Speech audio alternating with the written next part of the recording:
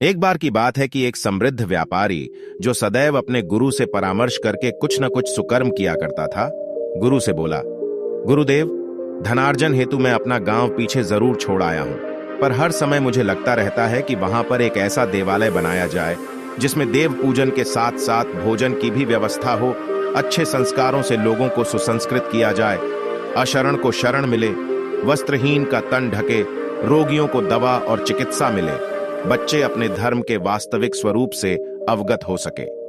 सुनते ही गुरु प्रसन्नतापूर्वक बोले, केवल गांव में ही क्यों, तुम ऐसा ही एक मंदिर अपने इस नगर में भी बनवाओ।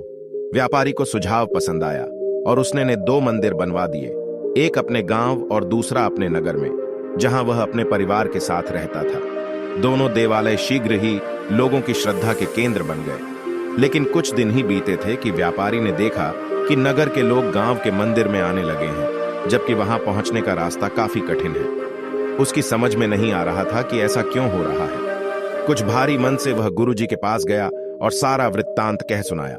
गुरुजी ने कुछ विचार किया और फिर उसे यह परामर्श दिया कि वह गांव के मंदिर के पुजारी को नगर के मंदिर में सेवा के लिए बुला ले। उसने ऐसा ही किया। नगर के पुजारी को गांव और गांव के पुजारी को नगर में सेवा पर नियुक्त कर दिया। कुछ ही दिन बीते थे कि वह यह देखकर स्तब्ध रह गया कि अब गांव के लोग नगर के मंदिर की ओर रुख करने लगे हैं। अब तो उसे हैरानी के साथ साथ परेशानी भी अनुभव होने लगी। बिना एक क्षण की देरी के वह गुरुजी के पास जाकर हाथ जोड़कर कहने लगा, आपकी आज्ञानुसार मैंने दोनों पुजारियों का स्थानांतरण किया, लेकिन समस्या तो पहले से भी गंभीर हो चली है कि अब तो मेरे गांव के परिचित और परिजन कष्ट सहकर और किराया भाड़ा खर्च करके नगर के देवालय में आने लगे हैं। मुझसे यह नहीं देखा जाता।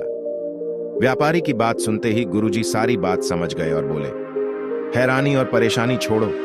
दरअसल जो गांव वाले पुजारी हैं, उनका अच्छा स्वभाव ही है जो लोग उसी देवालय में जाना चाहते हैं जहां वे होते हैं।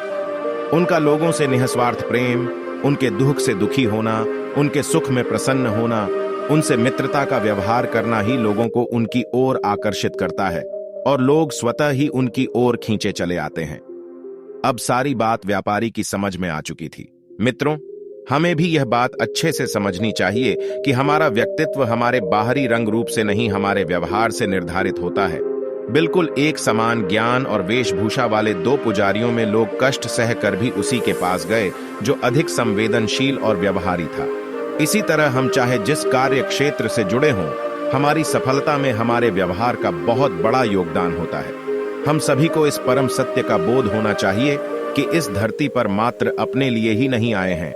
हमें अपने सुख दुख की चिंता के साथ साथ दूसरों के दुख सुख को जरूर बांटना चाहिए, उनसे मित्रतापूर्ण व्यवहार करना चाहिए, ताकि हम जहां पर उपस्थित हों वहां पर अपने आप ही एक अच्छा वातावरण बना रहे और सकारात्मकता की तरंगों से हमारा जीवन सागर लहलहाता रहे। उम्मीद करता हूं वीडियो आपको पसंद आई होगी।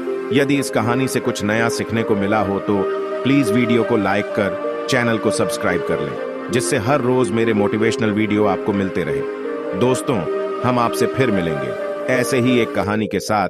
तब तक के लिए आप जहां भी रहिए खुश रहिए और खुशियां बांटते रहिए। जय हिंद, जय भारत।